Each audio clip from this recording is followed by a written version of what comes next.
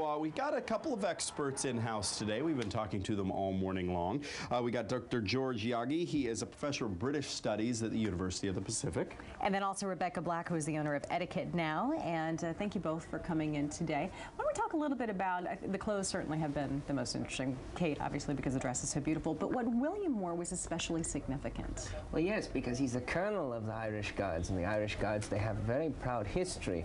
And so, of course, you know, that's one of the many honors he had. He could have worn his RAF uniform, but he opted to represent. And so, what was meant to be conveyed by that? I also think tradition, because what do we think of when we think of the British monarchy and Britain in general? The red coat. So, of course, that seems an appropriate choice. Let me mention something to you, Rebecca, because you're kind of the etiquette when it comes to weddings, what to do, what not to do. There was some criticism that David Cameron, the Prime Minister of Great Britain, his wife wore kind of a simple dress, much simpler than some of those that you saw, and did not wear a hat. And the invitations ask that the women wear the hat, and she didn't. She wore what one person described as a 1980s like hair clip instead.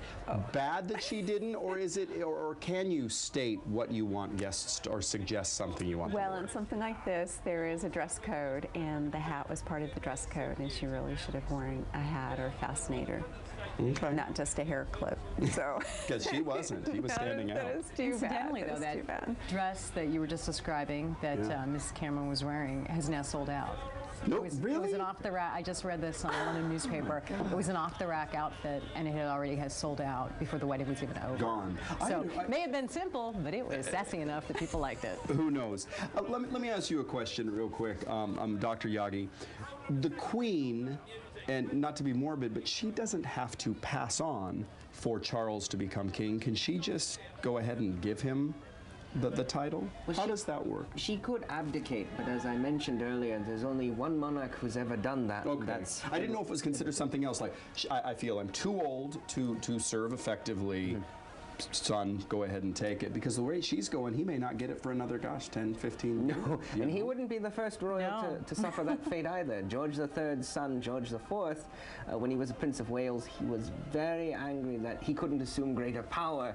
And so when he finally was able to reign, he had a very short reign indeed. It was less than a decade. Like, how old was he when he got it? Do you remember offhand? Oh, he was well into his middle age. My goodness. My goodness. Pippa Middleton certainly, I would think, has become the most eligible bachelorette today after she looked incredible, I gotta because of comments like that. Wow, some others that we heard within the newsroom when people saw her. She took on a really unusual role within the wedding in that she traditionally would not have been the person chosen for that type of a job that she had today. Actually, and I found this fascinating, that usually the bridesmaids are a lot younger. So she's known as the most ancient.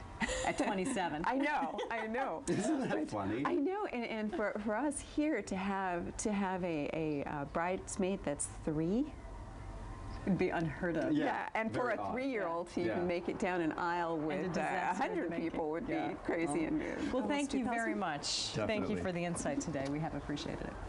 All right.